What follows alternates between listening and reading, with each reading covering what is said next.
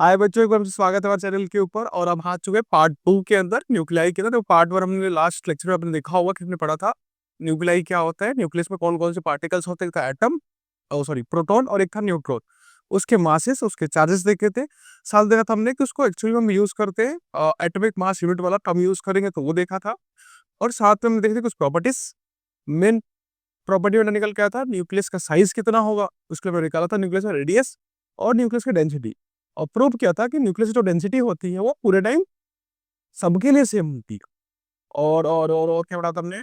और पढ़ा था हमने लास्ट में न्यूक्लियर फोर्स के बारे में पढ़ा था कि किस तरीके से प्रोटॉन्स और प्रोटॉन्स को साथ रखने के लिए, या प्रोटॉन न्यूट्रॉन को, या न्यूट्रॉन न्यूट्रॉन को साथ रखने के लिए जो पहले से एग्जिस्टिंग फोर्सेस थे, कौन कौन से थे? एक था हमारा ग्रेविटेशनल फोर्स, दूसरा था हमारा इलेक्ट्रोस्टैटिक फोर्स। तो वो लोग मिलके प्रोटॉन्स को साथ नहीं रख पा रहे थे, तो हमें एक तीसरी फोर्स की रिक्वायरमेंट हुई, जिसको नाम दिया हमने न्यूक्लियर फोर्स। उसको दो टाइप में डिवाइड किया था, स्ट्रॉन्ग एंड वीक। प्रॉपर्टीज हमने दोनों के साथ पढ़ी थी और देखा था कि बहुत स्ट्रॉन्ग फोर्स होती है बट रेंज बहुत कम होती है। दूसरा, अगर बहुत पास में पार्टिकल्स को ला दो, मतलब बहुत दूर होंगे तो अट्रैक्शन नहीं होगी, तो पास आएंगे तो अट्रैक्शन होगी, बहुत पास लाएंगे तो रिपल्शन करने लगता है। ये कुछ प्रॉपर्टी होती है किसकी? आपकी न्यूक्लियर फोर्स की। ठीक है। शॉर्ट रेंज होगी, पढ़ाई था हमने, नॉन लेटरल होगी, सारा पढ़ लिया था।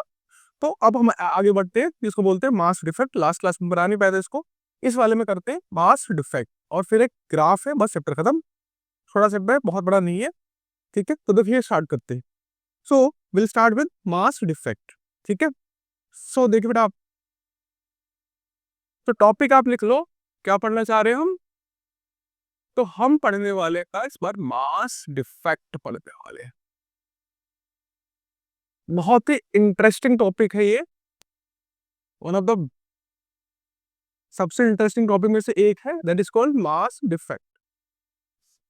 ठीक है, देखिए क्या होता है। तो बेटा होगा क्या, कुछ आप ऐसे समझ लो कि, कैसे समझाए आपको, कैसे समझाए, कैसे समझाए, कैसे समझाए, कैसे समझाए, कैसे समझाए, देखो बेटा, अज्यूम करो कि हमारे पास एक बॉक्स है। क्या एक बॉक्स है? Let's assume there is a box. एक बॉक्स है बेटा, मान लो बॉक्स के अंदर पांच छह चीजें रखी हुई हैं। मान लो मास 1, मास 2, मास 3, मास 4, है ना। और अज्यूम कर लो बेटा आपके पास बॉक्स का भी कुछ मास होगा, तो मास 5 मान लेते हैं। ओके। ओके, तो एक बॉक्स है, चार चीजें हैं, और बॉक्स का खुद का भी एक वजन है। सो लेट्स, इनको बेटा पहले लेते हैं हम किस फॉर्म में, अलग अलग थे। तो मास 1 अपना अलग घूम रहा था, मास 2 अपना अलग घूम रहा है, मास 3 अपना अलग घूम रहा है, देन भैया मास 4 वो अलग घूम रहा था, और बॉक्स हमारा अलग रखा हुआ था। दैट इज योर मास 5। तो ये पहले अलग अलग थे, फिर हम उनको साथ लेकर आए। पहले अलग अलग थे, फिर क्या ले जा रहे हैं, साथ लेके आ रहे हैं। तो हम बहुत ही बेसिक चीज पता है यहाँ पे नापते हैं, बहुत ही बेसिक चीज होती है, दैट इज वेट या मास कह लो, वो हम नापे। तो बड़ा हुआ क्या कि अगर मैं इनको अलग अलग मास नापू, देखो यहाँ पे इसका मास नापू, इसका, इसका, इसका और इसका, इन सबको उठाओ और एक तराजू में लेकर डाल दो। ठीक है, आप वेइंग स्केल ले लो, तो आप अपना वजन नापते हो, या किसी भी राशन की दुकान पे चले जाओ, वहां पे उनका वेइंग स्केल है, उस पर लाके नाप लो। तो बड़ा हुआ क्या कि जब हमने इनको अलग अलग नापा, तो देखो मास 1 plus mass 2 plus mass 3 plus mass 4 plus mass 5,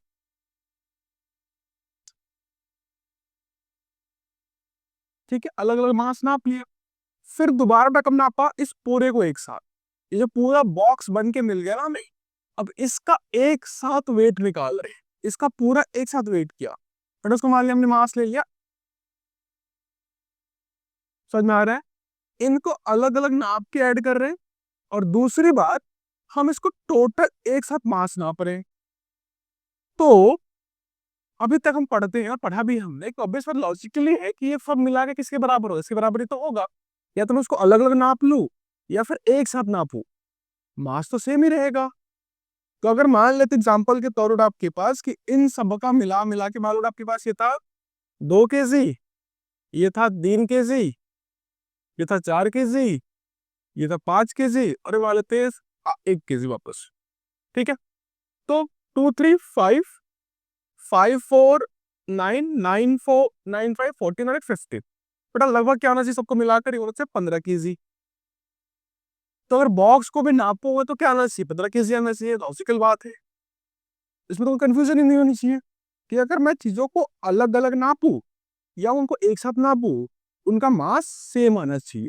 ये तो बहुत बेसिक चीज है। मैं पढ़ा क्यों रहा फिर, क्योंकि ये जो रूल है ना कि हम अलग अलग नाप रहे हैं और साथ में नाप रहे हैं, समझो, अलग अलग नापा फिर साथ में नापा तो मास तो सेम आएगा। आता ही हर बार, ऐसा होता ही नहीं कभी कि अलग अलग मास आए, मास तो मेरा सेम आएगा। लेकिन ये जो चीज होती है ना, ये आपके न्यूक्लियस में होल्ड नहीं करते, न्यूक्लियस में ऐसा नहीं होता।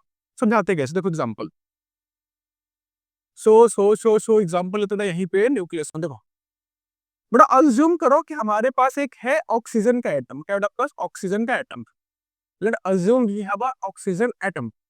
सो वी ऑल नो, सबको पता है कि ऑक्सीजन में 8 प्रोटॉन और ये 16 इसका मास नंबर होता है। एटॉमिक नंबर 8 होता है और इसका मास नंबर क्या होता है, 16 होता है। तो इसका मतलब होता है इसका ये है, अगर एटॉमिक नंबर बेटा 8 है, मास नंबर क्या है, 16 है, दैट मीन्स अगर प्रोटॉन्स की बात करो तो भी 8 हो गए, और इसमें से तो माइनस करके निकाल लो तो बड़ा क्या निकल जाएगा आपके पास कि न्यूट्रॉन्स भी आपके 8 ही, 8 होंगे आपके पास। तो लॉजिकल है।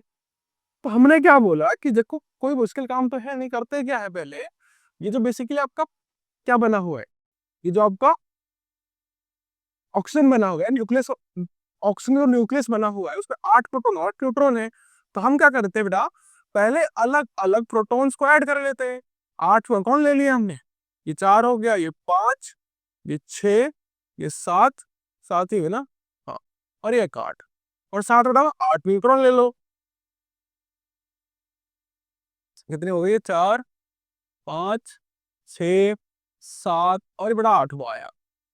तो बोला क्या हमने कि हम ऑक्सीजन का वेट नापना चाह देगा। तो हमने क्या किया, 8 प्रोटॉन लिए और 8 न्यूट्रॉन लिए, अलग अलग लिए, पहले एक प्रोटॉन फिर 2 फिर 3 फिर 4, हर एक का अलग अलग वेट निकाला। अब लॉजिकल है कि सारे प्रोटॉन तो एक जैसे ही होते हैं, तो सबका मास सेम ही निकल के आ रहा था, और न्यूट्रॉन का मास का निकलना सेम आया। तो बेसिकली हमारे पास और साफ साफ लिखूं तो बेसिकली क्या होगा बेटा आपके पास, एक प्रोटॉन को मैंने निकाला, उसको 8 से मल्टीप्लाई कर सकता हूँ, प्लस 8 इंटू न्यूट्रॉन कर लूंगा, है ना। तो हम बेटा क्या मिल जाएगा, वेट मिल जाएगा। ठीक है, तो प्रोटॉन को अलग से वेट कर लिया, न्यूट्रॉन को अलग से वेट कर लिया, सबको ऐड किया। अब बेटा क्या किया, दोबारा दूसरे केस में इस पूरे के पूरे न्यूक्लियस को, इस पूरे न्यूक्लियस को एक साथ वेट करने जा रहा हूं। क्या कर रहा हूं, पूरे न्यूक्लियस को मैं एक साथ वेट करने जा रहा हूं। तो लेट अज्यूम कि बेटा आपके पास हुआ क्या कि जब मैंने इनको ऐड किया, हाइपोथेटिकल वैल्यू, कंफ्यूज नहीं होना है, तो बेटा मान निकल के आ रहा है कि इसका वेट है 16 ग्राम। इन सबका मिलाप लाया कितना बेटा आपका, 16 ग्राम आया, जब अलग अलग हमने नापा। ठीक है, जब अलग अलग नाप रहे हैं ना प्रोटॉन और न्यूट्रॉन को, 8 8 थे तो लगभग 16 ग्राम के आसपास आया। हाइपोथेटिकल वैल्यू, कंफ्यूज नहीं होना। लेकिन जब मैंने इस न्यूक्लियस को नापा, पता किसको नापा, इस न्यूक्लियस को नापा है, किसको, इस न्यूक्लियस को, तो मुझे क्या दिख रहा है कि निकल के से 15 ग्राम आया।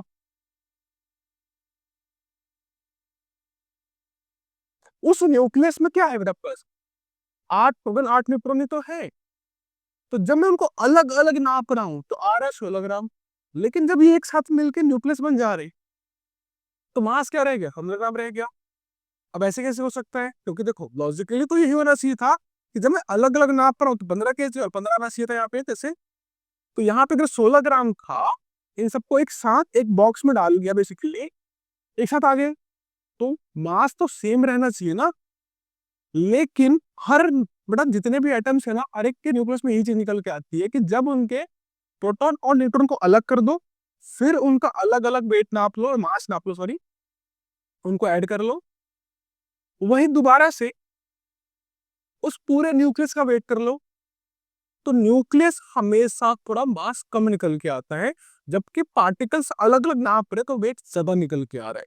इसका मतलब कि दोनों इक्वल होते ही नहीं है। तो ये बहुत बड़ी कंफ्यूजन निकल के चली गई कि ऐसा कैसे हो सकता है, क्योंकि हमने पढ़ा मास तो कंजर्व होता है। देखो मास यही तो था, इसको अलग नापा फिर बाद में साथ में नाप रहे, तो मास क्या गायब हो गया, 1 ग्राम मेरा गया, है ना, मास क्या वो गायब हो गया। तो बेटा इस मास के गायब होने को ही बोलते हैं मास डिफेक्ट बोलते हैं, कि जब हमारे प्रोटॉन और न्यूट्रॉन अलग अलग घूमते हैं ना तो मास ज्यादा होता है, लेकिन जब वो एक साथ एक न्यूक्लियस में रहने आती है तो उनका मास कम हो जाता है। कहा गया, समझाते हो कहा गया। तो इसका मतलब पहली चीज,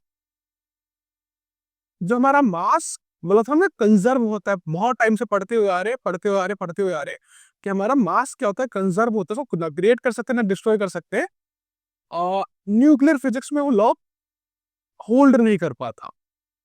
मास को हम क्रिएट कर सकते हैं, मास को डिस्ट्रॉय भी कर सकते हैं, ये बताता है। क्योंकि देखो यहाँ पे मास क्या हो गया, गायब हो गया, 1 ग्राम मास हमारा क्या हुआ, गायब। तो ध्यान रखना बेटा आपके पास, जो हमारा मास होगा क्या ऑफ,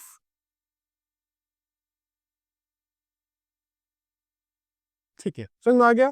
तो बेटा यहां से यहां तक जो मास गायब हुआ, बेटा इस मास के गायब होने को बोलते हैं मास डिफेक्ट, है ना। क्या बोलेंगे, मास डिफेक्ट, कि मास क्या हुआ, गायब हो गया पर। बेटा मास कितना गायब हो कैसे निकालोगे, ये छोटी वैल्यू, ये बड़ी वैल्यू, तो इसमें से इसको क्या कर देंगे, माइनस कर देंगे। क्या कर देंगे, इसमें से इसको माइनस कर देंगे, तो मास कितना गायब हुआ, 1 ग्राम गायब हुआ, यही तो हुआ। तो देखो बेटा आपके पास मास डिफेक्ट का जो फॉर्मूला निकल के आता है ना, उसको लिखते हैं डेल्टा एम से। क्या लिखते हैं बेटा, डेल्टा एम से, कि मास कितना गायब हुआ। तो जो गायब मास है आपके पास, वो डेल्टा एम वो किसके बराबर हुआ, तो कैसे निकाला हमने, हमने प्रोटॉन्स और न्यूट्रॉन्स को पहले अलग से वेट कर लिया, और उसमें से क्या करना है, मुझे न्यूक्लियस के मास को माइनस कर देना है। तो बेटा इसको ऐसे लिख दो ध्यान से, क्योंकि सारे प्रोटॉन का मास सेम ही निकल के आता है, तो हम क्या करते हैं, एक ही प्रोटॉन का मास नापते हैं, और उसको 8 या 10 जो भी उसका एटॉमिक नंबर होगा, जो किसको रिप्रेजेंट करता है, उसके प्रोटॉन को रिप्रेजेंट करता है, उसे मल्टीप्लाई कर देंगे। तो बेटा हम ऐसे लिखते हैं जेड। बेटा जेड क्या हुआ, टोटल कितने प्रोटॉन्स थे, और उसको बेटा मल्टीप्लाई किससे करूंगा मैं, एमपी से, मास ऑफ 1 प्रोटॉन से, प्लस, तो दो ही चीजें तो है हमारे पास न्यूक्लियस में, प्रोटॉन और एक न्यूट्रॉन। तो बेटा बताना न्यूट्रॉन कैसे निकालते हैं, इसमें से इस नंबर को माइनस करके, तो that is called a minus Z करके। ये हमारे नंबर ऑफ न्यूट्रॉन्स हो गए, किससे मल्टीप्लाई कर बेटा उसको, न्यूट्रॉन के मास से। ओके, तो बेटा ये तो टोटल मास हो गया जब हमने अलग अलग मासेस को निकाला। आपका इनिशियली जब अलग अलग है, ये बड़ा है और क्या छोटा है, छोटा कौन है, न्यूक्लियस। तो बेटा इसमें से माइनस कर देंगे मास ऑफ न्यूक्लियस, न्यू, आया कुछ समझ में। बेटा ये है, देखो ये जो पीला वाला पोर्शन लिखा हुआ है ना, वो किसको दिखाता है, जब हमारे प्रोटॉन और न्यूट्रॉन अलग अलग है, तो उनका मास नाप रहे हैं, कैसे नाप सकते, लॉजिकल है, उनका मास तो फिक्स है, जब भी नापते वही निकल के आता है। तो हमने बोला कोई नहीं, एक का नाप लो और मल्टीप्लाई कर दो कितने प्रोटॉन है, वो आ गया प्रोटॉन का मास। ये मास तक किसका है, न्यूट्रॉन का। न्यूट्रॉन कैसे निकाली, बताया था फॉर्मूले में लास्ट लेक्चर में, कि इसमें से इस नंबर माइनस करते हैं, फिर इसको क्या बोलते हैं, ए, इसको क्या बोलते हैं, जेड बोलते हैं। तो A minus Z number of neutrons relate करता है, किसे मल्टीप्लाई कर दो, मास ऑफ न्यूट्रॉन से, टोटल मास आगे जब प्रोटॉन और न्यूट्रॉन अलग अलग होंगे। और कर क्या रहे हो, तो माइनस कर रहे किससे, मास ऑफ न्यूक्लियस से, मतलब जब उनको एक साथ नाप रहे तब। ये जो फॉर्मूला इसको बोलते हैं मास डिफेक्ट का फॉर्मूला, ठीक है। इसको दोबारा लिखा हूं, पहले समझ लो। अब आपका सबसे बड़ा क्वेश्चन ये है कि मास गया कहाँ, पहली बात, मास गया कहाँ, तो समझिए इस तरह से, समझ बेटा आपको। तो बेटा इस तरह की बात हो गई कि पहले कुछ लॉज पुराने वाला देखते फिर नया वाला लिखा होता, मैं तब समझ आया हुआ क्या। तो देखो 2 लॉ हम लगातार बचपन से पढ़ते हुए आ रहे हैं, कि एक था law of conservation of mass, और दूसरा जो है बेटा आपके पास वो है law of conservation of energy. दो चीजें हम लगातार बचपन से पढ़ते ही आ रहे हैं। तो देखिए, तो बेटा अगर याद होगा तो law of conservation of mass था, देखते क्या बोलता है ये, पढ़ा ही आपने बहुत बार, कि मास क्या होता है, इस कंजर्व, कि मास तो कंजर्व है भाई, मास तो कम नहीं हो सकता या बढ़ नहीं सकता। और लिखते कहते आगे कि मास can nether be created nor be destroyed, mass can neither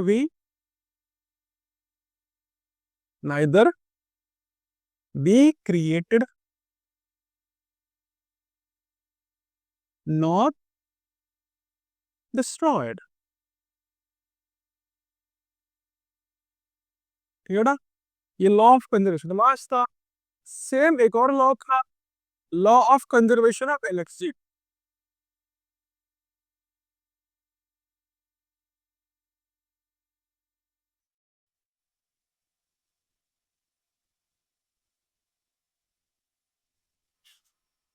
क्या था, law of conservation of energy था। देखो उसमें क्या था कि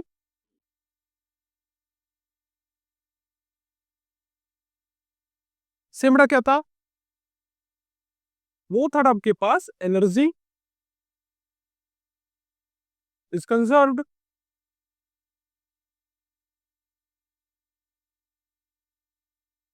सेम एनर्जी को ना तो क्रिएट कर सकते हो बट डिस्ट्रॉय कर सकते हो। देखिए क्या करेंगे यहाँ पे कि energy can nether B energy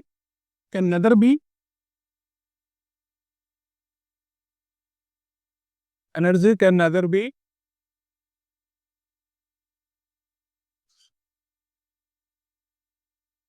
created nor destroy. ठीक है बच्चा, ये दो लॉ हम पढ़ चुके हैं, बट ध्यान रखो यही पॉइंट आया कि ये दोनों लॉ जो है ना बाकी जगह तो होल्ड करते हैं, बिल्कुल सही बनता है। और हमारे बहुत सारे फिनोमिनन होते हैं जो अर्थ पे होते हैं, यूनिवर्स में होते हैं, उसको एक्सप्लेन कर पाते हैं अच्छे से। लेकिन न्यूक्लियर फिजिक्स के अंदर या न्यूक्लियर रिएक्शंस के अंदर ये आपके होल्ड नहीं करते। सो लिख लेंगे यहाँ पे कि बोथ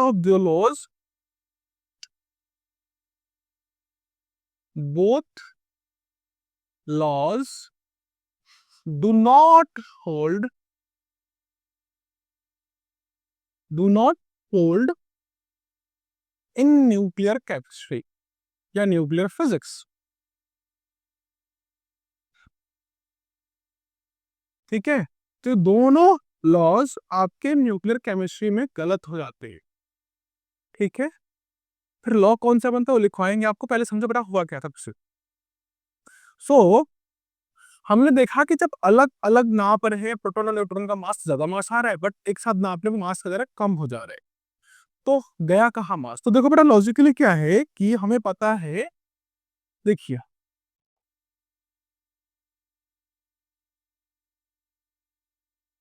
बेटा यहाँ पे बोलते हैं इसको बाइंडिंग एनर्जी बोलते हैं। बेसिकली क्या बोलते हैं बाइंडिंग एनर्जी, वो आपका मास डिफेक्ट से निकल के ही आता है। कल समझो होता क्या है, देखिए अब देखने में क्या है बेटा आपके पास कि देखो प्रोटॉन्स प्रोटॉन्स प्रोटॉन्स। तो देखो नॉर्मली जब हम अलग अलग नाप रहे हैं ना प्रोटॉन्स के मास को, तो प्रोटॉन बहुत दूर होते हैं। मान लो आप एक प्रोटॉन यहाँ पर, एक प्रोटॉन यहाँ पे, एक प्रोटॉन यहाँ पर है। न्यूट्रॉन को भी अलग रखते हैं, बाद में आते हैं ऊपर। पार्टिकल बड़ा दूर है, कोई रिपल्शन नहीं लग रहा, बहुत दूर रखने पे आपका इलेक्ट्रोस्टैटिक फोर्स इंटरेक्शन नहीं लगता। ठीक है, लेकिन अगर इनको जाना कहां पर है न्यूक्लियस बनाने के लिए, तो इनको बहुत छोटे से हिस्से में साथ रहना पड़ेगा।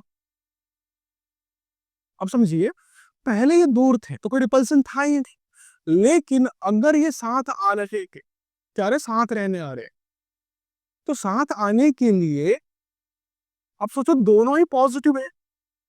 और हमने देखा हुआ है कि पॉजिटिव चीजें दो साथ रहना that is very difficult task, उसको साथ रख ही नहीं सकते आप। तो ये दो चीजें साथ आ कैसे सकती, पहले दूरी होगी ना। स्टार्टिंग में तो जब यूनिवर्स बना होगा हमारे पास, तो हम अज्यूम कर रहे हैं कि हमारे प्रोटॉन्स अलग अलग थे, वो तो बाद में पता नहीं क्यों आए, लेकिन आए साथ में। तो जब ये दो चीजें साथ आ रही है, अट्रैक्शन तो है नहीं। जैसे प्रोटॉन न्यूक्लियस के पास इलेक्ट्रॉन को आ जाएगा, क्योंकि इलेक्ट्रॉन को अट्रैक्ट कर रहा है प्रोटॉन, पॉजिटिव चार्जेस। बट दो प्रोटॉन्स को क्या मतलब है साथ आने का, तो कोई रिपल्सन लग रहा है। इतने स्ट्रॉन्ग रिपल्सन के बाद भी साथ क्यों आएंगे, तो ये नहीं आते। ठीक है ना, ये लॉजिकल कंडीशन में आ ही नहीं सकते साथ में। जब तक जब तक जब तक जैसे अगर एग्जांपल सुनाता हूं, अभी आपने अगर मैग्नेट यूज किया हो बचपन से लेकर अभी तक कभी भी, तो बेटा तो मैग्नेट के दो एंड्स होते हैं, हमने पढ़ा हुआ है अब तक चैप्टर नंबर 4 के अंदर। देखिए बेटा, अगर हमारे पास दो मैग्नेट्स है ना, और इनके बिल्कुल मतलब सेम पोल्स को सामने लाकर रख दो, नॉर्थ नॉर्थ को साथ रखियो, अब इनको पास लाने की कोशिश करो। क्या करो, इन दोनों को पास लाने की कोशिश करो। ये पास नहीं आते क्योंकि एक दूसरे को रिपेल कर रहे हैं। अगर नॉर्थ नॉर्थ सामने लाके रख दिया तो साथ आ सकते हैं? नहीं आ सकते।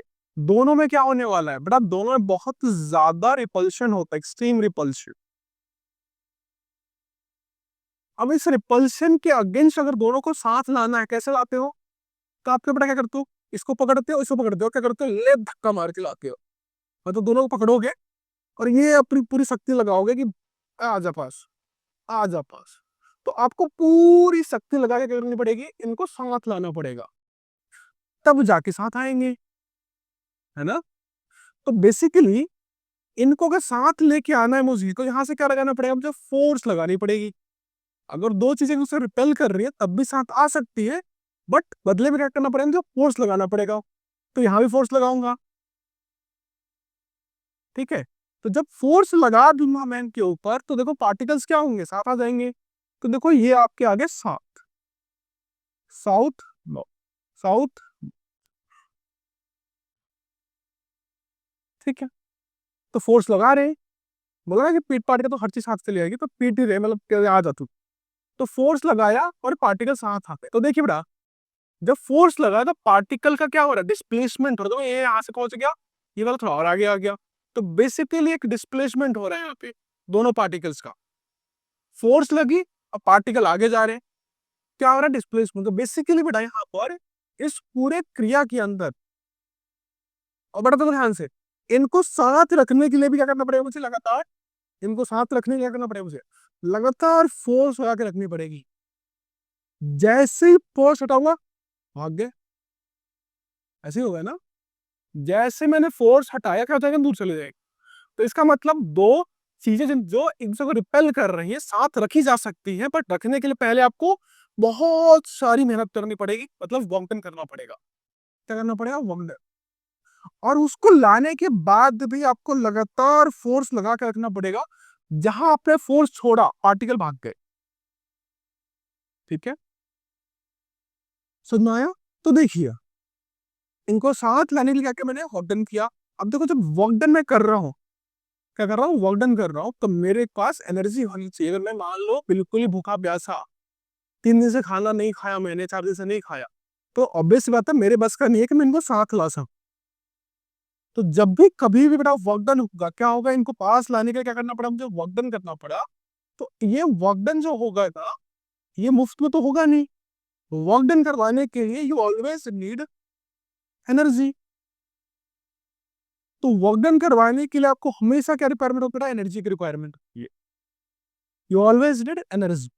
बिना एनर्जी के आप वर्क डन नहीं करा सकते। समझ में आ गया? एनर्जी चाहिए। आगे समझ में कि दो पार्टिकल जो एक दूसरे के कट्टर दुश्मन, मतलब रिपेल कर रहे हैं, और उनको साथ लाना है, तो अपनी मर्जी से तो आएंगे नहीं, उनको जबरदस्ती लाना पड़ता है। उस जबरदस्ती लाने के लिए आपको वर्क डन करना पड़ेगा, और उस वर्क डन के लिए फाइनली क्या चाहिए, आपको एनर्जी चाहिए। तो if you have the energy, तो अगर आपके पास एनर्जी है तो पार्टिकल पास ला सकते हो। और लगातार एनर्जी अगर मेंटेन करोगे वहां पर, आप दबा कर रखो उनको एक साथ, तो पार्टिकल साथ रहेंगे डिस्पाइट रिपल्शन के। तो इसको दबा कर रखो पूरे टाइम में, पूरी अपनी जान से, तो ये साथ रहेंगे ना चाहते हुए भी, क्योंकि मैं उसको मजबूर कर रहा हूँ रहने के लिए। ओके।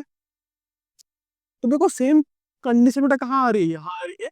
ये प्रोटॉन, ये प्रोटॉन, ये प्रोटॉन, तीनों क्या है, पॉजिटिव है। तो अपनी मर्जी से साथ तो आ नहीं सकते। अभी देखा हमने कि अगर साथ लाना है तो एक फोर्स लगानी पड़ेगी, फोर्स लगाने से वर्क डन होगा। और इन सभी प्रक्रिया और क्रिया के अंदर आप क्या चाहिए, बहुत सारी एनर्जी की रिक्वायरमेंट होती है। Okay, you need lot of energy. और एनर्जी एक्चुअली में, क्योंकि प्रोटॉन्स है ना, रिपल्सन इतना एक्सट्रीम होता है ना, कि जो एनर्जी की रिक्वायरमेंट होती है वो बहुत ज्यादा होती है। आप अज्यूम कर लो कि अगर प्रोटॉन्स को साथ लाने का आपको लगभग 2 प्रोटॉन को भी साथ लाना है ना, तो आपको अज्यूम रखो लगभग 1 लाख ट्रक कोयला जलाओ, 1 लाख ट्रक कोयला उनको जलाओ। उसको जलाने पर जितनी एनर्जी प्रोड्यूस होगी, तो उतनी एनर्जी अगर हम देंगे, तब जाकर ये दोनों पास आ पाते, नहीं तो आते ही नहीं, क्योंकि इतना ज्यादा रिपल्शन है। तो ऑब्वियस सी बात है, जब इनको पास लाना है तो इनके ऊपर एक बंधन करना पड़ेगा, उस बंधन के लिए है बहुत सारी एनर्जी। अब दिक्कत क्या है कि एनर्जी आएगी कहां से? तो जब भगवान जी ने या जिसने भी अर्थ बनाया, जिसने भी यूनिवर्स बनाया, उन्होंने तो ये बनाते दे दिए। अब हमारे जैसे कुछ समझदार इंसान तो था नहीं वहां पे कि लो भाई हम पकड़ के ले आते दोनों को साथ में, नहीं कर सकता ना, तो था ही नहीं वहां पे। तो भगवान जी ने दिमाग लगाया, चलिए भगवान जी ने दिमाग लगाया। भगवान ने दिमाग ये लगाया कि कोई नहीं बेटा, इन दोनों को अगर साथ आना है, मान लो उनको मन में आए साथ आना है, बट दिक्कत है कि दोनों पॉजिटिव साथ तो आ नहीं सकते। तो यहाँ पे बेटा होता है सबसे बड़ा हमारा फिजिक्स का फिनोमिनन, सबसे बड़ा फिनोमिनन है, जिसके अंदर क्या होगा कि इनको साथ आना है, रिपल्शन लेकिन हो रहा है, आ नहीं सकते। तो करते बेटा क्या है ये कि जब ये साथ आने लगते हैं ना, तो ये अपना कुछ वेट या कुछ मास लूज करते हैं। ठीक है, जब ये साथ आएंगे ना तो अपना कुछ मास लूज कर देंगे। ठीक है, तो जब ये बेटा यहां से यहां आ रहे हैं ना ये तीनों, जब साथ में रहने आने लगेंगे तो इनको बेटा क्या करना पड़ेगा? They have to lose they have to lose some of their mass, some of their mass. तो इनको अपना कुछ मास लूज करना पड़ता है। क्या करना पड़ेगा? अपने वजन को थोड़ा कम करना पड़ेगा। अब कम करने से क्या होगा? देखो मास कम कर रहे हैं, चार्ज तो उतना ही है, तो रिपल्शन तो कम नहीं हो रहा। तो उस मास का लूज करने से फायदा हो रहा था, डायरेक्टली तो फायदा नहीं, क्योंकि उसका चार्ज तो सेम है ना। रिपल्शन को लगा रहा है, चार्ज लगा रहा है, मास का तो मतलब ही नहीं कुछ। ठीक है, तो मास से क्या होता है कि मास से कोई फर्क नहीं पड़ेगा, क्या होगा आपके पास? सिर्फ चार्ज, मास कम हुआ, चार्ज आपका सेम रहेगा। बट ना होगा क्या? तो ध्यान से, ये जो मास कम हुआ ना आपका, एक सेकेंड, ये जो बेटा मास कम हुआ, ये मास बेटा जाके कन्वर्ट हो जाता है खुद को किसके अंदर? कन्वर्टेड इनटू एनर्जी के।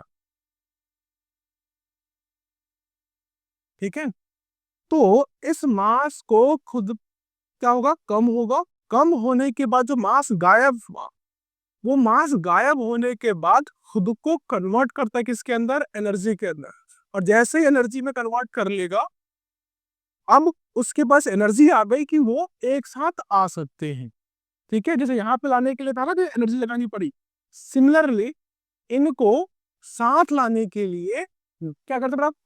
इनको साथ आना है, इन्होंने खुद का ही वजन कम किया, और वो जो मास गायब हुआ वो कन्वर्ट किसमें होगा? एनर्जी में। और रिपल्शन को कम करने के लिए क्या चाहिए? एनर्जी चाहिए, ताकि उस रिपल्शन के अगेंस्ट एक बटन कर सके और तो साथ ला सके। तो इस पूरे प्रोसेस के लिए बहुत सारी एनर्जी चाहिए। बोला था ना कि 1 लाख ट्रक कोयले की एनर्जी चाहिए। तो वो एनर्जी तब मिले, कहाँ से आएगी? तो मेरा एनर्जी आती कहाँ से? कि खुद का ही मास लूज करते, अपना मास लूज करेंगे, और लूज करने के बाद ये जो मास गायब हुआ, ये बेटा कन्वर्ट हुआ किसके अंदर? एनर्जी के अंदर। तो खुद के मास को लूज करना पड़ता है। वो जो मास लूज हो कहीं गया नहीं, वो एनर्जी में कन्वर्ट हो जाएगा। ठीक है, मास गायब होगा और कन्वर्ट क्या हो? एनर्जी क्रिएट होगी। मतलब मास डिस्ट्रॉय हो रहा है और एनर्जी क्या हो रही है? क्रिएट हो रही है। इसलिए क्या लिखा मैंने कि ये दोनों लॉ क्या होते हैं ना, इनवैलिड, इनवैलिड है न्यूक्लियर केमिस्ट्री के अंदर। क्यों? क्योंकि यहाँ मास क्या बोल रहे? डिस्ट्रॉय नहीं कर सकते और एनर्जी क्रिएट नहीं कर सकते। बट यहाँ पर क्या हो रहा है? मास गायब होगा और एनर्जी क्रिएट हो जाती है। ठीक है, तो बड़ा ये था मास डिफेक्ट, जहां पर जब भी प्रोटॉन्स को पास आना है तो बहुत ज्यादा एनर्जी चाहिए, वो एनर्जी कहीं और से नहीं आएगी, वो खुद ही क्या करना पड़ेगा? एनर्जी को प्रोड्यूस करना पड़ेगा। तो वो कब तक कुछ मास को लूज करते हैं, वो मास जब लूज लूज कर देंगे तो लूज करने के बाद एनर्जी क्रिएट होगी। ठीक है, उसी एनर्जी को बोलते हैं बाइंडिंग एनर्जी, बोलते हैं, क्या बोलते हैं? Binding energy. इसीलिए क्या हो रहा है कि जब ये लोग यहां से यहां आ रहे हैं तो इनका मास पहले ज्यादा था, बाद में क्या हो गया? मास कम हो गया, क्योंकि उनको साथ रहने के लिए एनर्जी चाहिए, वो एनर्जी कहीं और से नहीं आने का, उनको खुद ही क्या करना पड़ेगा, प्रोड्यूस करना पड़ता है। ओके, ओके, तो देखिए बाइंडिंग एनर्जी का डेफिनेशन।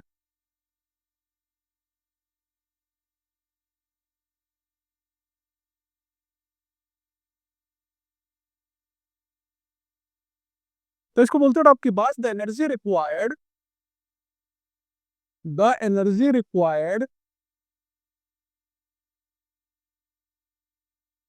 टू टू सेपरेट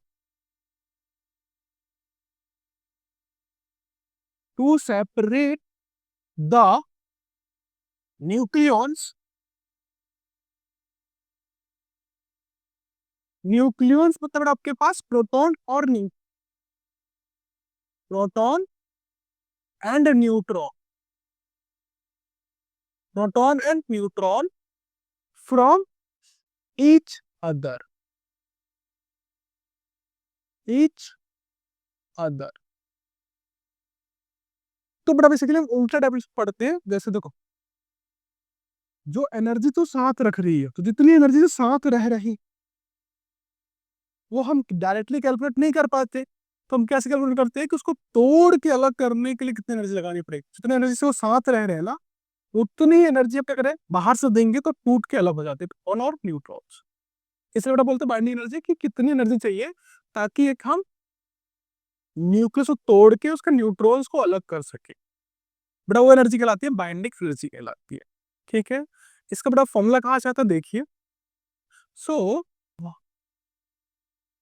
तो बेटा ये दो लॉ क्या हुए थे, इनवैलिड हो चुके थे। तो बेटा एक तीसरा लॉ से बोलते हैं एनर्जी मास इक्वलेंस, जो एक्चुअली में अप्लाई होगा बेटा वो है एनर्जी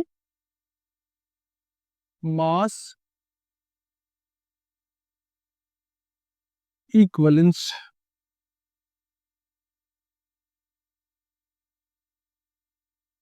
पहले तो देखो एनर्जी मास इक्वलेंस था क्या। तो बेटा ये जब आपका पीछे लिखा है ना कि आपका हो क्या रहा है यहाँ पर, मास गायब हो रहा है और बन क्या रहा है, बन रही है आपकी एनर्जी, बन रही मास गायब हुआ, बन के आ गई एनर्जी बन गई। तो ये जो एनर्जी बनेगी ना, तो एक फॉर्मूला चाहिए था कि कितना मास गायब होने पे कितनी एनर्जी बनने वाली। तो बेटा इसका फॉर्मूला दिया था आइंस्टाइन ने, गिवन बाई आइंस्टाइन। बेटा फॉर्मूला क्या था कि जो एनर्जी होगी ना, जो बनने वाली है किससे, मास के गायब होने से, बेटा वो सिंपल सा होगा, मास इनटू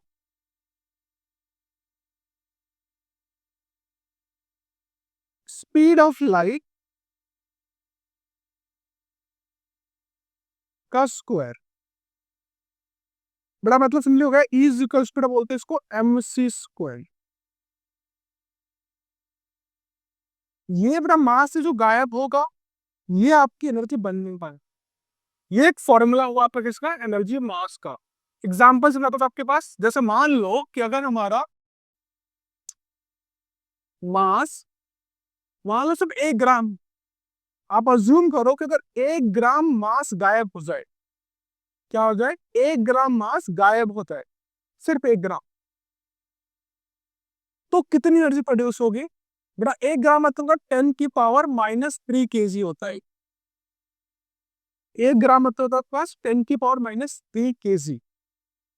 तो इससे कितनी एनर्जी मिलने वाली है, देखो मास इंटू सी स्क्वायर फॉर्मूला का, मास कितना होगा 10 की पावर -3, सी कितना होगा आपके पास 3 × 10 की पावर 8 का स्क्वायर। ठीक है, बड़ा कितना हो जाएगा ये, स्क्वायर करोगे तो 9 × 10 की पावर 16 हो जाएगा। ठीक है, तो लगभग कितना आया, 9 × 10 की पावर 13 जूल।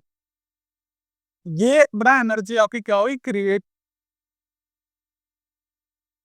9 × 10 की पावर 13 जूल। से 1 ग्राम अगर मास गायब होना और वो एनर्जी में कन्वर्ट हो जाए, तो उस टाइम में इतनी एनर्जी मिलती है, बहुत ज्यादा एनर्जी है ये, बहुत ज्यादा एनर्जी है। ठीक है, तो बहुत ज्यादा एनर्जी एक्चुअली में कन्वर्ट होती है किसकी वजह से, जब आपके मासेस गायब होते हैं को, ठीक है। तो पीछे आते हैं, थोड़ा ये हो गया एनर्जी मास इक्वल्स बेसिकली कि जब भी आपका एनर्जी गायब होगा तो सॉरी मास गायब हो तो क्या मिलने वाला है, एनर्जी मिलने वाला है। कितनी एनर्जी मिलेगी उसके लिए फॉर्मूला हम ये वाला यूज करते हैं। Okay, good. तो क्या लिख रहा था आपके पास, एक सेकंड रुक जाओ। देखिए बेटा जो फॉर्मूला बोलते हैं उसको बोलते हैं मास एनर्जी कंजर्वेशन। बेटा अब जो बोलते हैं उसको बोलते हैं मास एनर्जी कंजर्वेशन। मतलब ये है कि एनर्जी और मास अलग अलग कंजर्व नहीं होते, वो एक साथ कंजर्व होते हैं। मतलब the total sum of mass and energy, mass and energy of a system, the total sum of mass and energy of a system remains conserved, remains conserved, ठीक है ना। तो ये आपका फॉर्मूला हो जाएगा the total sum of mass energy remains conserve. मतलब कहने का मतलब ये है बेटा, किसी सिस्टम के अंदर है, मान लो यूनिवर्स मान लो सिस्टम है, तो इसमें टोटल मास और एनर्जी मिला के कंजर्व रहेगा, क्योंकि मास कन्वर्ट किस में हो रहा है, एनर्जी में। एनर्जी किस में कन्वर्ट हो रही है, मास के अंदर। तो दोनों को मिला के वैल्यू क्या रहेगी सेम, बट मास एनर्जी में कन्वर्ट हो सकती है और एनर्जी मास में कन्वर्ट हो सकती है। इसलिए मैं बोलते हैं एनर्जी मास कंजर्वेशन। इसको लिखो एक बार, थोड़ा तीन लिख लो, लिख लिया। पीछे वाला भी लिखा तो लिख सकते हो आप। ये तो एग्जांपल था, पीछे आता बेटा आपका, ये तीनों आप लिखना चाहो तो लिख सकते हो। उसको फोटो ले लो या स्क्रीनशॉट ले लो, तो पॉज करके लिख लो। ये तो समझाने के लिए था। तो बेटा आ गया हमारे पास फॉर्मूला एक आ गया, तो मेन पता था बाइंडिंग एनर्जी आ गया, तो बाइंडिंग एनर्जी, बाइंडिंग एनर्जी थोड़ा ये आपका बाइंडिंग एनर्जी था। तो कैसे निकालेंगे, बताना कि जो मास गायब हो जा रहा है उसको सी स्क्वायर से कर दो, मल्टीप्लाई कर दो। तो बेटा बेसिकली आपके पास बाइंडिंग एनर्जी का जो फॉर्मूला रहे क्या, वो क्या रहेगा आपके पास, सिंपल सा मास डिफेक्ट, और उस वैल्यू को बेटा मल्टीप्लाई कैसे रखोगे, सी स्क्वायर से मल्टीप्लाई कर दोगे। तो बेसिकली बेटा बाइंडिंग एनर्जी का जो फॉर्मूला रह गया हमारे पास, वो रह गया डेल्टा एम इंटू सी स्क्वायर, ठीक है ना। तो ये आपका फॉर्मूला निकल जाता है बाइंडिंग एनर्जी का, जो हमारे न्यूमेरिकल चैप्टर में है वो बाइंडिंग एनर्जी के ऊपर ही है। तो आपको डेल्टा एम निकाल लेना है, डेल्टा एम निकालने के बाद सी में से मल्टीप्लाई कर दो। बट याद हो डेल्टा एम क्या था, डेल्टा एम बेटा था आपके पास सिंपल सा Z into M P, Z into sorry M P plus A minus Z M N, ठीक है ना। और बेटा माइनस में क्या था, मास ऑफ न्यूक्लियस। और इस पूरी वैल्यू पर मल्टीप्लाई किसे कर देना है, अपने सी स्क्वायर से मल्टीप्लाई कर देना है। क्या निकल के अगर निकल कर आता है आपके पास, बाइंडिंग एनर्जी निकल के चली आती है। ओके, ये अभी आपका फॉर्मूला हुआ किसका, बाइंडिंग एनर्जी का फॉर्मूला। आया भी समझ में आपको, ठीक है। अब बड़ा ध्यान दो, उसको क्वेश्चन कराऊंगा डायरेक्टली आपको पहले ही, ताकि समझ में करना है क्या इसके अंदर। बड़ा लॉजिकली क्या होता है कि इस चैप्टर में तो हमारे क्वेश्चंस आते हैं ना, वो नॉर्मली हम केजी के बजाय हम क्या करते हैं, नोट कर लेना ध्यान से बेटा। इस चैप्टर में तुम क्वेश्चंस करेंगे ना, आप नोट कर लो कि एनर्जी जो मास यूज होगी ना इस बार, मास का जो यूनिट यूज करेंगे वो कौन सी यूज करेंगे, हम यूज करेंगे एटॉमिक मास यूनिट यूज करेंगे। अब क्या यूज करने वाले हैं, एटॉमिक मास यूनिट यूज करने वाले हैं, ठीक है। क्या यूज करेंगे, एटॉमिक मास यूनिट यूज करेंगे, ना कि केजी यूज करेंगे, ठीक है। बड़ा ध्यान लॉजिक है, एग्जाम्पल से आता कुछ समझ में आ जाएगा तो कैसे करते हैं। पहले एक और चीज समझ लो फिर आता है एग्जाम्पल। तो बेटा मैंने क्या बोला कि इस चैप्टर में हम यूज तो करने वाले कैलकुलेशन वो यूज करेंगे वन एटॉमिक मास यूनिट के, हम यूज करेंगे। तो बेटा अगर मान लेते हैं, हम मान लेते हैं इस चीज की, late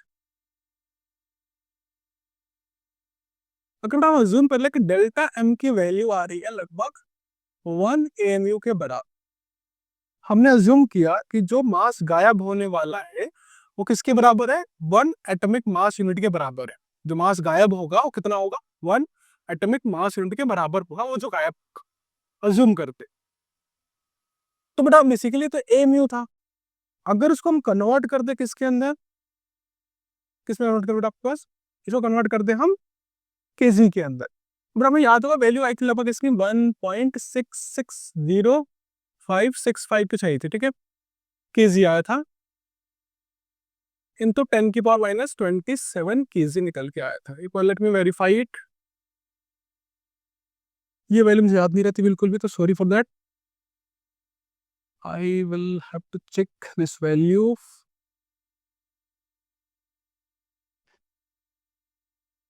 where is it, just a hold second, मैं इसको वैल्यू को वेरीफाई कर लूं क्योंकि I really do not remember this value. आपको भी याद नहीं रखना क्योंकि ये क्वेश्चन में गिवन होता है, ये ऑप्शन में यूज नहीं करना वो क्वेश्चन में कहीं भी, समझाने के लिए मैं करवा रहा हूँ। तो where it is suppose to be here, तो देखो यही था 1.660539, मैंने उसको लिया था 565, ओके, तो लेट पुट इट 539, ओके। सो बेटा देखो क्या बोला है, कितना होगा ये 539, ओके। सो मान लो 539 डाल देते हैं इसको, ओके। तो ये आपका 1 एक था। अब ध्यान रखना, इससे अगर मैं निकालेगा बाइंडिंग एनर्जी तो कितना निकल के आएगा, mass delta am into C square, formula है हमारे पास। डेल्टा एम कितना लेके चल रहे हैं हम, 1 एमयू, दैट इज 1.660539 10⁻⁻27 लिया, और इसको बड़ा मल्टीप्लाई कर रहे हैं किससे, 3 इंटू 10⁸ के स्क्वायर से, ठीक है। उससे सॉल्व कर, जब बेटा इसको सॉल्व करते हैं ना तो इससे निकल के बेटा आंसर जो आता है वो आता है 931 इंटू 10⁶, ठीक है, इलेक्ट्रॉन वोल्ट। ये बेटा जूल में हुआ, कन्वर्ट कर लेते बेटा इसके अंदर, इसको इलेक्ट्रॉन वोल्ट में बेटा कन्वर्ट कर देते हैं इसको। तो बेटा ये आंसर निकल के आता है 931, डायरेक्टली आप याद रख लो 931 मेगा, एन दोबारा 6 को बोलते हैं मेगा इलेक्ट्रॉन वोल्ट। ध्यान रखना क्लास, ये पहले जूल में आता है, फिर इसको कन्वर्ट किया जाता है इसके अंदर, तो बेटा इतनी एनर्जी निकल के आती है, कितनी, 931 मेगा इलेक्ट्रॉन वोल्ट। कि अगर मेरे पास एक एएमयू का मास गायब होता है तो मुझे इतनी एनर्जी मिलेगी। इसको इसमें क्यों लिखा है, बुक में आपके जितने भी क्वेश्चन आएंगे एनसीईआरटी के अंदर बेटा, तो आपको हमेशा पूछेंगे इसी टर्म्स के अंदर, मेगा इलेक्ट्रॉन वोल्ट के अंदर ही पूछेंगे आपसे, जूल में कोई नहीं पूछने वाला, तो हम जूल वाला नहीं कर रहे, ठीक बेटा। तो लॉजिक बेटा क्या होगा, सिंपल सा, कि जब भी आपके पास एक एएमयू मास गायब होगा तो उस समय इतनी एनर्जी मिल लेता है, 931 मेगा इलेक्ट्रॉन वोल्ट। तो बेटा करते हैं क्या, हमने ध्यान दो पीछे आओ, कि जो हमारा बाइंडिंग एनर्जी का फॉर्मूला है बेटा वो है क्या, बेसिकली कि डेल्टा इंटू सी स्क्वायर, यही है ना, और उसको जब सी स्क्वायर से मल्टीप्लाई करें तो ना ये आंसर आ रहा है। तो बेटा मान लो कि अगर इस क्वेश्चन में यहाँ पर बाइंडिंग एनर्जी निकालने को आता, मुझे दे रखा होता कि लगभग जो मास गायब हो 1 एमयू गायब, तो इतनी एनर्जी निकल के आ रही है। अब देखो डेल्टा एम की वैल्यू अगर आप एमयू में निकालेंगे हर बार, इसमें निकालेंगे एमयू में, इसमें निकालेंगे एम में, हर बार एम में निकालेंगे, तो आइधर वो 1 एमयू होगा, 2 3 4 या 5। अब देखो 1 एमयू के गायब होने के रिसिप्ट निकाल चुके हैं, अगर वो 2 एमयू आ रहा है, 3 एमयू आ रहा है, तो बेसिकली क्या करना है मुझे, इस नंबर से मल्टीप्लाई तो करना है। देखो समझो, पर ये जो फॉर्मूला में निकाल दिया वो है कि 1 एमयू अगर गायब होता है तो इतनी एनर्जी मिलती है। अब मुझे क्या करना है, सिर्फ ये तो निकालना है ना कितने एमयू का मास गायब हुआ, atomic mass unit delta M जो है ना वो कितना गायब हुआ, उसको किससे मल्टीप्लाई कर दूंगा, इससे।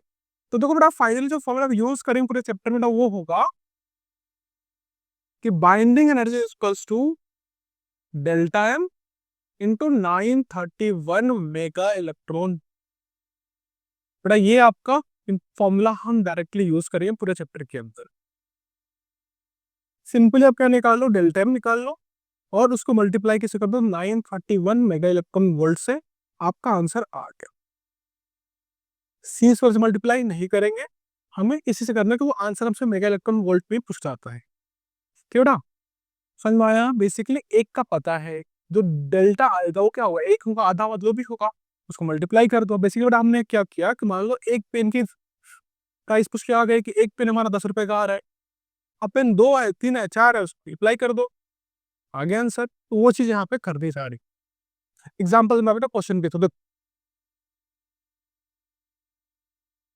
क्वेश्चन क्वेश्चन क्वेश्चन देखो बेटा, क्वेश्चन कैसे आते हैं इसके ऊपर। तो देखो आपके पास क्वेश्चन डायरेक्टली करते थे, समझ में आ जाए आपको करना क्या है इसके अंदर। आपने ज्यादा क्वेश्चन तो है नहीं, 10-12 क्वेश्चन है इन सेटिंग के अंदर, तो वो कर देते हैं फटाफट समझा के आपको। देखो आपके पास ये टेबल में आपको वैल्यू सारी गिवन है बुक के अंदर, एनसीईआरटी के अंदर भी, कि क्वेश्चन जब आप एग्जाम पेपर भी आएगा ना उसमें वैल्यूज गिवन होती है सारी की सारी लगभग, तो आपको याद ना रहे तब भी काम चल जाता है आपका। बेटा क्या दे रखा है आपको, ई की वैल्यू, बाकी सारी वैल्यू तरह गिवन है आपके पास, ठीक है। और देखो ये भी लिखा होगा आपके पास, ये वाला जब हमने लिखा था ना कि 1 U होता है 931 मेगा इलेक्ट्रॉन के बराबर होता है। सी स्क्वायर का मतलब नहीं है हमें। तो देखो पहला क्वेश्चन देखते हैं इसके अंदर, जो हमें करना है समझ आया कैसे करना है आपको।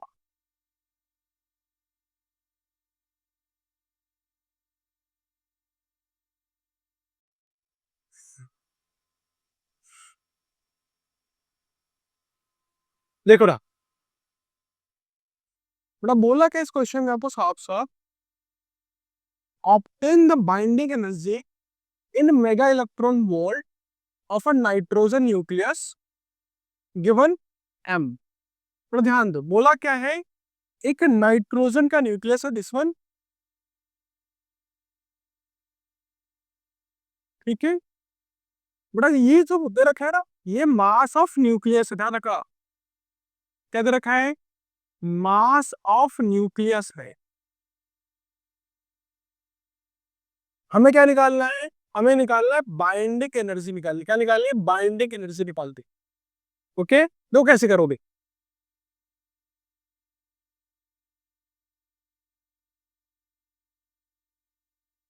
मैं बोलना कि बाइंडिंग एनर्जी के लिए आप फॉर्मूला यूज करने वाले, कौन सी यूज करने वाले हो, delta M into 931 mega electron volt use करोगे। ओके, दिख भी रहा बड़ा, आपसे आंसर पूछा भी गया कि इसके अंदर मेगा इलेक्ट्रॉन वोल्ट में पूछा गया है, ठीक है। तो कैसे करोगे, तो पहले बेटा डेल्टा एम निकाल लेते हैं। डेल्टा एम का फॉर्मूला क्या था आपके पास, ये था एटॉमिक नंबर, तो mass of proton total, mass of neutrons निकाल लेंगे, और उसमें माइनस माइनस करना किसको, आपने मास ऑफ न्यूक्लियस को माइनस कर देना है। ये आपका बेसिक सा फॉर्मूला है, थोड़ा ध्यान दो। हमें यहाँ पे लिखा हुआ है नाइट्रोजन है, ये 7 और 14 है। थोड़ा देखो ध्यान से पास, इसके हिसाब से देखो जेड की वैल्यू कितनी हो गई, 7 है। अब थोड़ा ए माइनस जेड किसके बराबर होगा, देखो ए कितना है 14, जेड कितना है 7, तो वैल्यू कितनी होगी, बेसिकली ये होगा आपका 7। बेटा बेसिकली क्या होगा, नंबर ऑफ न्यूट्रॉन्स, वैसे निकालते हैं कितना निकलेगा 7। तो देखो ये पूरी वैल्यू आपको कितनी आ गई, ये आ गई 7। बेटा ये भी कितना हो गया 7। बेसिकली जेड किसको दिखा रहा है, नंबर ऑफ प्रोटॉन्स को, बेटा ये दिखा रहा है किसको, नंबर ऑफ न्यूट्रॉन्स को, कितना आ गया 7 आ गया। तो बेटा क्या रहेगा फॉर्मूला आपका, delta M is equals to, Z की जगह क्या डालोगे 7, और क्या डालना है, मास ऑफ प्रोटॉन, क्या लिखा था लास्ट क्लास में 1.007 यूज करोगे, किसके टर्म में, ए म्यू के टर्म में, प्लस देखो पूरी वैल्यू क्या होगी 7, और मास ऑफ न्यूट्रॉन बेटा कितना होता है, वो होता है 1.0086 यूज कर लोगे, ठीक है। ये पहला टर्म्स, पर हम माइनस से करना है, आपने देखो ये दे रखा है मास ऑफ न्यूक्लियस, हमेशा क्वेश्चन को गिवन होगा, ये दो वैल्यूज आपको याद रखनी है, या फिर क्वेश्चन को गिवन होगा भी आप याद रखोगे, तो क्या होगा 14.00307, सॉरी बेटा ये आपका मास ऑफ न्यूक्लियस हो गया। देखो यू में मतलब एटॉमिक मास यूनिट दे रखा है, वही यूज कर रहे हो। तो बेटा क्या हो जाएगा आपके पास, मल्टीप्लाई कर लो इसको, 7 8 56, 7 7 49, 49 और 5 54, क्या गया 5 0 बेटा क्या गया 7 प्लस 7 से मल्टीप्लाई फिर से 7 6 जा 42 7 8 जा 56 56 और 4 60 और ये बेटा 6 ये 0 बेटा क्या रहेगा 7 माइनस है 14.00307 बेटा देखिए आगे इन दोनों को ऐड कर लो देखो बेटा 6 2 8 4 5 6 11 11 40 बेटा तो 14.1148 आया ना वहां पे क्या आपके पास 14.00307 इसको बेटा माइनस कर लेते हो कैसे साइड में लिख लो कहीं भी तो बेटा देखा 14.00307 माइनस क्या करना है बेटा 14 सॉरी पहले बड़ी वेरीफाई किया है इसको माइनस करना पड़ेगा ना उल्टा लिख दिया मैंने सॉरी फॉर दैट तो 14.1148 बेटा उतना वहां कितना है 14.00307 बेटा एक जीरो एक्स्ट्रा ले लो यहाँ पे ताकि आपको बैलेंस है कैलकुलेशन करने की आसान हो जाएगी तो कैसे करेंगे बेटा 10 में से 7 गया 3 ये रहेगा 7 बेटा ये रहेगा प्लस 1 1 1 बेटा ये रहेगा 0 तो बेटा आंसर क्या है 0.11173 बेटा ये आपका आ गया डेल्टा और किस में आया भाई यू के अंदर that is atomic mass unit के अंदर आया अब ध्यान रखो आपके पास अगर मुझे एक एमयू का मास का एनर्जी पता है तो वो अगर उससे कम का निकालना हो या ज्यादा का निकालना तो उससे मल्टीप्लाई करना होता है तो बेटा बेसिकली आपका जो बाइंडिंग एनर्जी रहेगा ना बेटा वो कितना रहेगा आपके पास delta M into 931 mega electron volt simple सा बेटा कितना है 0.111 और कितना है था आपका 11173 बेटा देखो ध्यान से और चीज मैं लिख एक बार 11117 बेटा 111 क्या है 73 और किससे मल्टीप्लाई करना है 931 मेगा इलेक्ट्रॉन वोल्ट से ठीक है तो बेटा क्या करूंगा इतनी बड़ी वैल्यू यूज करने के बजाय सिर्फ शुरू के 3 डिजिट्स यूज कर लोगे राउंड ऑफ करने के बाद तो हम यूज कर लेंगे इसकी जगह 0.112 राउंड ऑफ करने के बाद ठीक है और किसे मल्टीप्लाई कर रहे हैं लगभग 931 मेगा इलेक्ट्रॉन वोल्ट ठीक है तो कर लेते हैं भाई ये 931 है बेटा कितना होगा 112 मल्टीप्लाई कर लो देखो 2 6 18 1 3 9 1 3 9 क्या होगा 2 7 ठीक है 4 और बेटा क्या होगा 12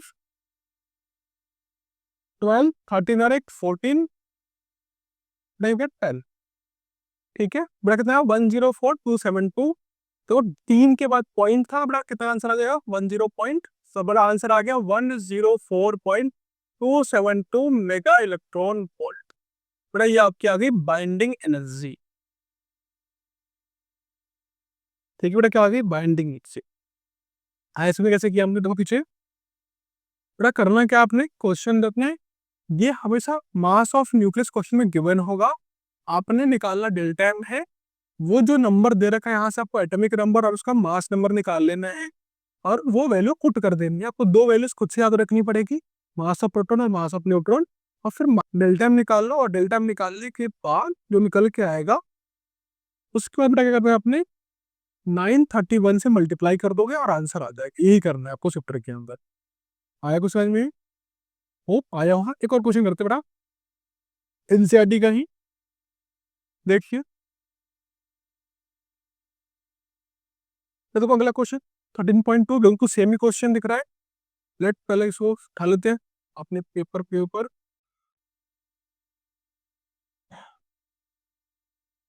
जो क्या है इसके अंदर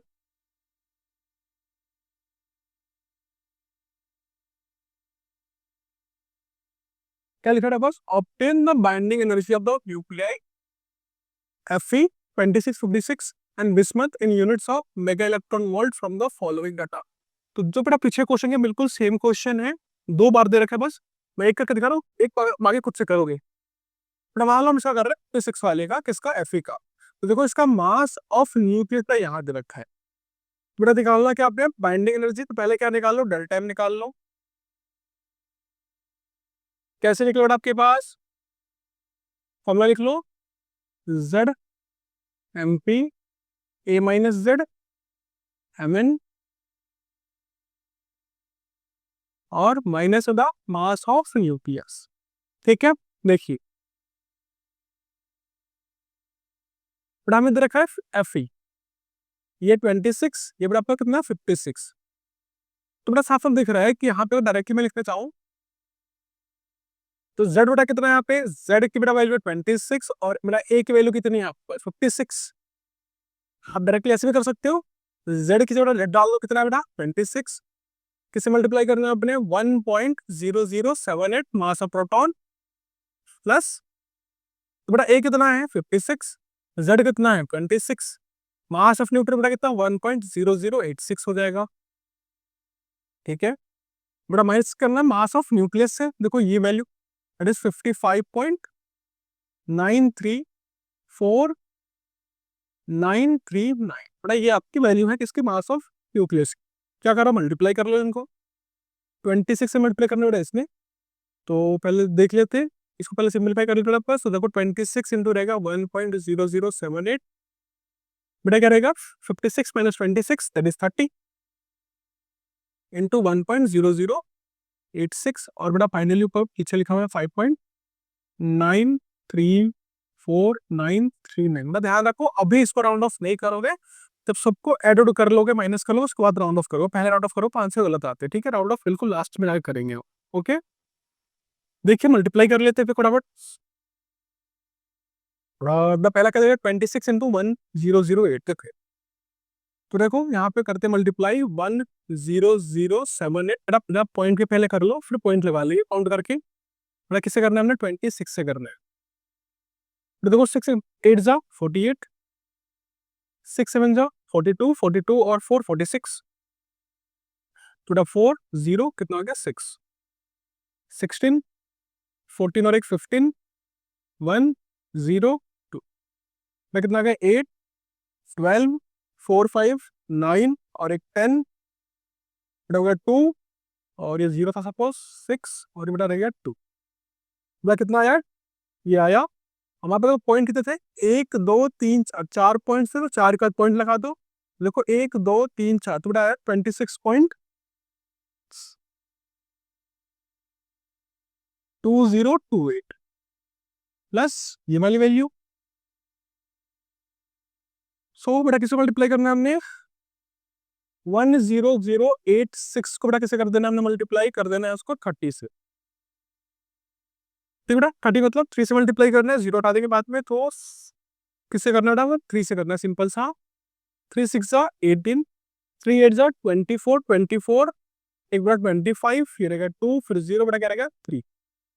अब देखो कितने पॉइंट लगेंगे, देखो जाना 1 2 3 4 4 पॉइंट्स और एक 0, एक पॉइंट कट गया, मतलब 3 पॉइंट, साथ रहेगा 30.258 और माइनस का गया 55934939। ठीक बेटा ये आपका कुछ आया, लेट्स एडिट यहाँ कहीं पे देखो 26.2028, बेटा दूसरी वैल्यू क्या है 30.258, 0 लगा दो और कम पड़ रहे नंबर्स को, देखिए 8 10 5 और एक 6 2 2 4 6 और ये 5।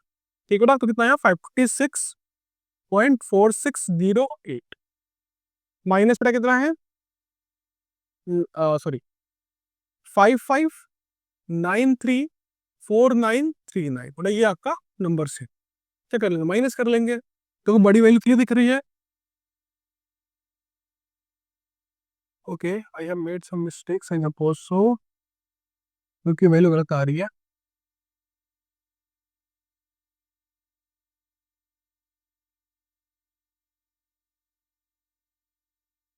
एक मिनट कैलकुलेशन गड़बड़ करी थी मैंने।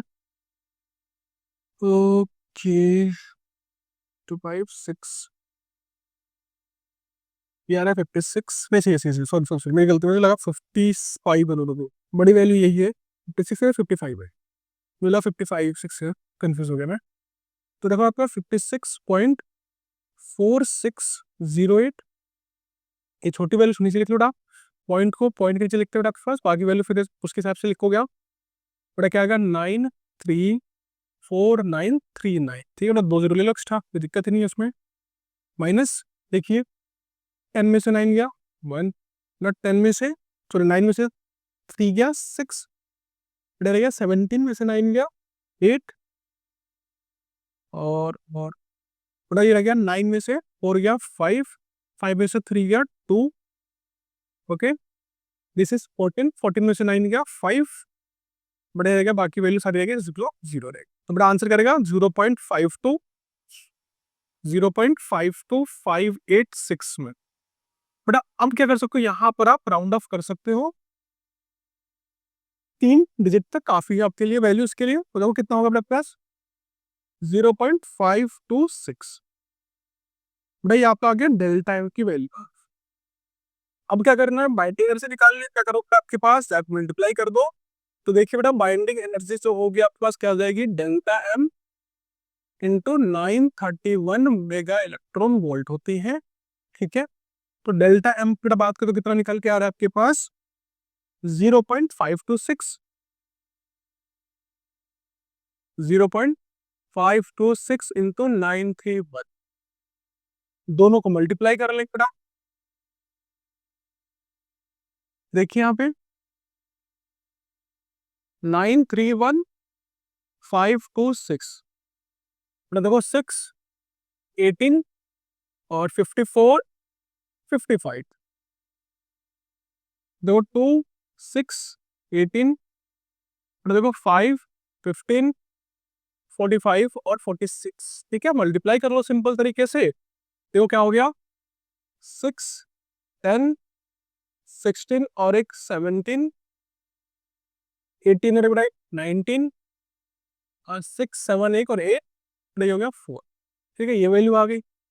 अब कर रहा है बेटा कितने बाद पॉइंट थे, 3 के बाद पॉइंट था, तो आंसर क्या करें आपके पास 489.706 मेगा इलेक्ट्रॉन।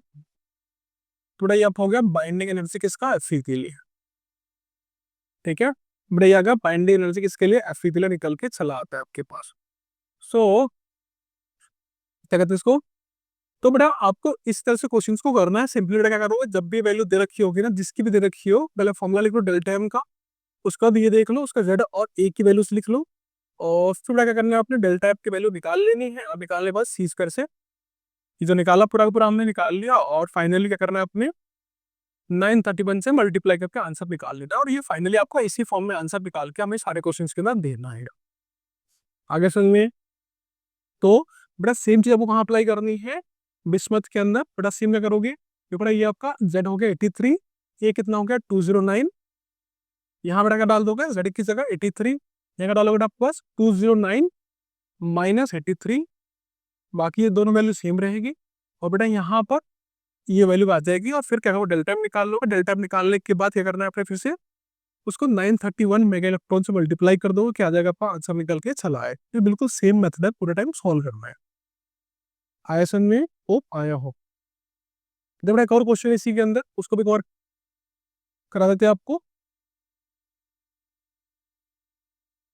कहाँ गया कहाँ गया कहाँ गया, एक सेकंड ना। क्वेश्चन नंबर 3, 2 क्वेश्चन हो गए, और क्वेश्चन नंबर 3 देखो आप,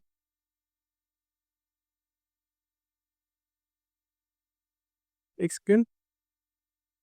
देखो क्वेश्चन नंबर 3 में क्या है, बड़ा सेम ही क्वेश्चन है, थोड़ा सा अलग एक्स्ट्रा करना पड़ेगा इसके अंदर ताकि मार्क्स हमें मिले।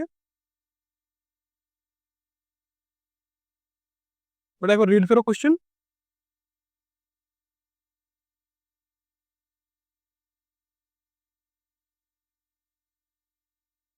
देखो बड़ा इस क्वेश्चन में बोला गया आपसे कि a given point has a mass of 3 gram, calculate the nuclear energy that would be required to separate all the neutrons and protons from each other. For simplicity, assume that the coin is entirely made up of copper 29 60 atoms of mass this। तो बेटा बोला कि आपके पास simple सा है कि अगर मेरे पास 3 ग्राम कॉपर है और बना किसका का सॉरी 3 ग्राम आपके पास एक 3 ग्राम का कॉइन है और बना किससे है, वो कॉपर का बना हुआ है। तो उसके हर एक प्रोटॉन और न्यूट्रॉन को अलग करने के लिए कितनी एनर्जी देनी पड़ेगी, तो इसलिए क्या निकालना आपको, बाइंडिंग एनर्जी निकालनी है। मतलब बाइंडिंग एनर्जी बेसिकली उनको अलग करने की एनर्जी को वो बोल देते हैं।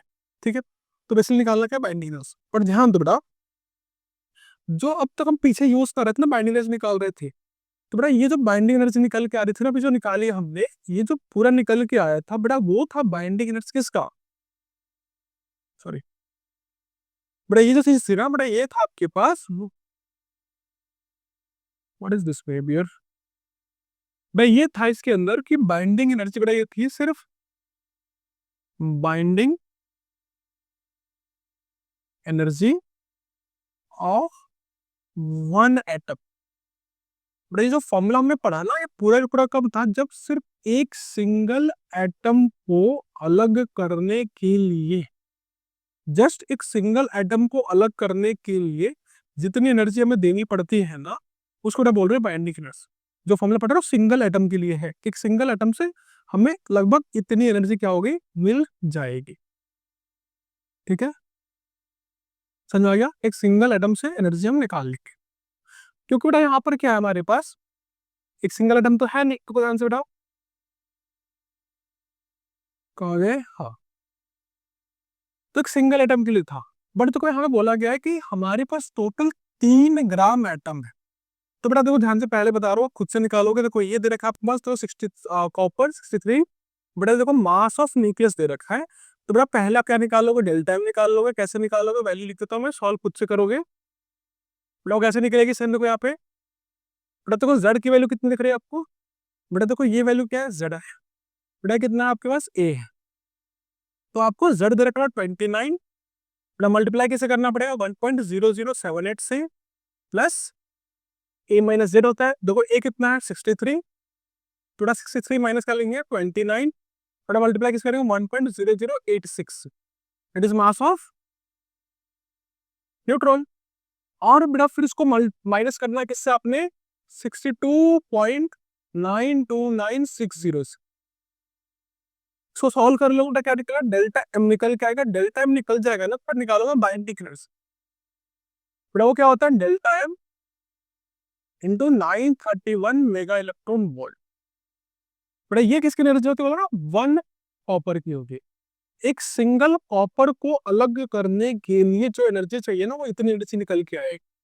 अब ध्यान थोड़ा, हमारे पास एक कॉपर नहीं है, हमारे पास 3 ग्राम कॉपर है। तो हमें निकालना पड़ेगा कि 1 ग्राम, मतलब इस 3 ग्राम कॉपर में कितने कॉपर है। तो कैसे निकालते हैं, बेसिक केमिस्ट्री है कि पहले निकालने पड़ेंगे बेटा, नंबर ऑफ मोल्स निकालने पड़ेंगे हमें। Number of moles of copper निकालना पड़ेगा। बेटा वो कितना होगा, बेटा हो जाता है given mass upon molar mass. तो बेटा इसका गिवन मास कितना है, 3 ग्राम। क्या निकालना है, मोलर मास। बेटा वो हमेशा इस मास नंबर के बराबर ही आता है ग्राम के अंदर। बेटा होगा बस 63 हो जाएगा। ठीक है, तो अगर बेटा इसको काटे तो क्या निकल के आएगा, 1/21, 1/21। बेटा ये आ गया आपका मोल्स। कितने मोल्स है बेटा किसके पास, कॉपर के अंदर, 3 ग्राम के अंदर। बेटा अब निकालना पड़ेगा नंबर ऑफ एटम्स कितने हुए फिर हमारे पास, number of atoms of copper, कि कॉपर में कितने एटम्स होंगे। बेटा कितना होगा, नंबर ऑफ मोल्स को मल्टीप्लाई किससे कर दो आपके पास, अगर पढ़ा हुआ है आपने, जो होता है एवोगैड्रो नंबर 6.022 10⁻23 से, ये मल्टीप्लाई कर देंगे आपको ऊपर इसको। ठीक है, सिंपल कैलकुलेशन में खाओगे तो कर सकते हो, इसको 6 लेके सॉल्व कर देना। ठीक है, ज्यादा लंबा मत करना। ठीक है, जल्दी सॉल्व हो जाएगा। तो काट लो बेटा इसको, तो कितने कटेगा, 2 बेटा 7, बेटा क्या रहेगा 2/7 10⁻23। बेटा क्या आ गई, ये एटम्स आ गए, एटम्स ऑफ कॉपर आ गए। तो इस 3 ग्राम कॉपर में बेटा इतने सारे एटम्स होते हैं कॉपर के। अब देखो बेटा, हमने एक कॉपर का एनर्जी निकाल चुके हैं, हमें निकालना कितना, इतने सारों का। तो टोटल एनर्जी निकाल के आएगी, टोटल बाइंडिंग एनर्जी बेटा वो कितनी हो जाएगी, सिंपल सा, number of copper atoms, number of copper atoms, बेटा उसको मल्टीप्लाई किससे कर देंगे आप, मास ऑफ 1 कॉपर से, सॉरी एनर्जी ऑफ 1 कॉपर से, तो 20 है। ठीक है, तो यहाँ पे क्या था 2/7 आया था, 10 की पावर क्या था 23 आया था, और जो भी बाइंडिंग एनर्जी आप ऊपर निकालोगे बेटा उसको क्या कहते हो मल्टीप्लाई, ये आपका आंसर आ जाएगा इस तरह से। तो आपको बेसिकली क्या निकालना है, एक्स्ट्रा खुद से बाइंडिंग एनर्जी निकालोगे और उसको सॉल्व कर लो। लिख लो बेटा इसको, इसको इस तरह से सॉल्व करना पड़ेगा।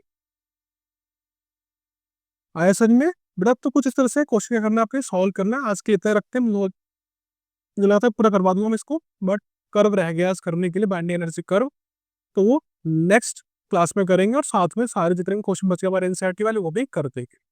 ओके, अच्छी प्रैक्टिस कर लेना इन तीनों क्वेश्चन को, और इसमें इस चैप्टर में नहीं क्वेश्चन आता है और एक क्वेश्चन और है जो करेंगे नेक्स्ट लेक्चर के अंदर। ठीक है, धन्यवाद।